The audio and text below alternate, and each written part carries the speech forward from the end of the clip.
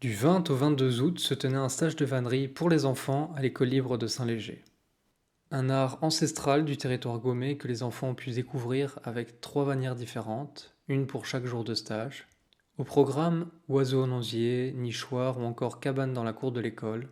Le stage organisé par la SBL Sol-en-Vie s'est fait en collaboration avec la commune de Saint-Léger. Les images que vous voyez ont été tournées le dernier jour de stage. En voici un petit aperçu. Nichoir. Tu sais quel genre d'oiseaux vont aller dedans? Non. Est-ce que tu trouves que c'est difficile? Je trouve que c'est assez facile et assez chouette.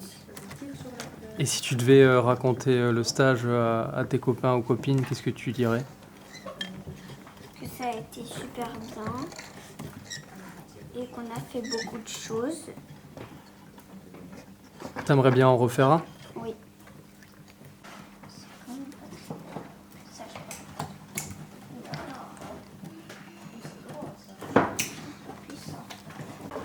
Des oiseaux, des mangeoires, En fait, ce qui est une bizarre, cabane et un nichoir. Et on est en train de faire le dernier truc, donc le nichoir. Et c'est quoi qui vous a le plus plu? Pour l'instant, c'est le nichoir. Moi aussi. Au début, on a un bois, on coupe les bases Des brins? oui, les bases des brins, tous à la même hauteur. Mais on doit bien les couper en biais tous pour faire plus beau. Et puis après, on les glisse dans le bois, tous les trous. Et puis après, on commence, on met un brin là, un brin là et un brin là. C'est la première fois que je fais un stage dans mon école. Ah, c'est ton école en plus. Puis en fait, on croirait que le thème c'est l'osier, mais en fait, c'est les oiseaux le thème. D'accord. Ce matin, les enfants ont pu choisir une carte qui représentait un oiseau qui leur correspondait, qui les représentait. On a appris les noms de quelques noms d'oiseaux de Gaume. On leur a montré différentes plumes, des crânes d'oiseaux, ça ils ont adoré. Et ensuite, donc je leur ai proposé de fabriquer un nichoir en vannerie.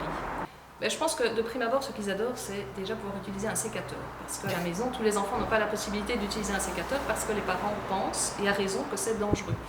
Et donc, au début, souvent, moi je dis toujours que c'est un peu des petits castors, hein, ils s'amusent à couper un peu dans tous les sens.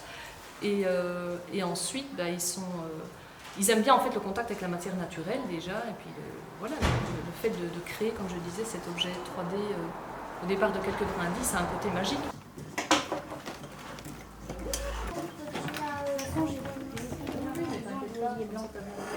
J'imaginais pas que c'était aussi bien.